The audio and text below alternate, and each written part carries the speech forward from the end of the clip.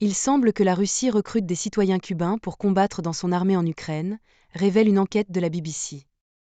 En septembre et octobre 2023, les détails des passeports de plus de 200 Cubains soupçonnés de s'être joints à l'armée russe ont été découverts en ligne par une plateforme pro-ukrainienne nommée Inform Napalm.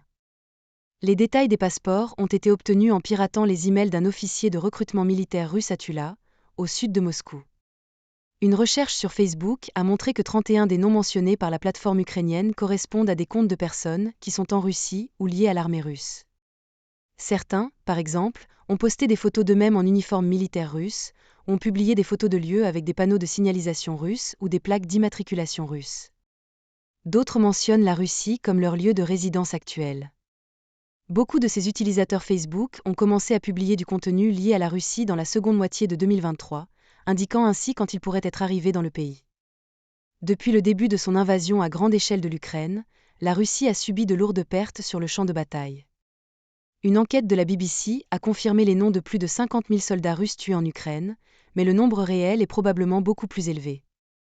Selon les estimations ukrainiennes, le nombre de soldats russes tués ou blessés au combat est d'environ 500 000.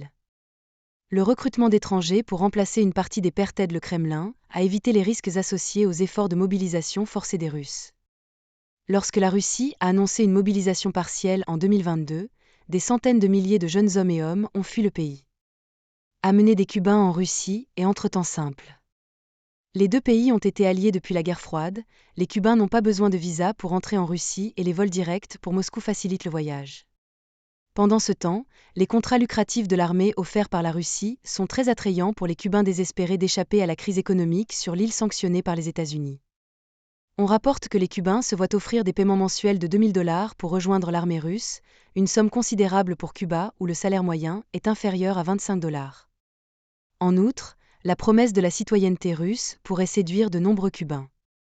Avec un passeport russe, on peut voyager dans 117 pays, tandis qu'avec un passeport cubain, seulement 61.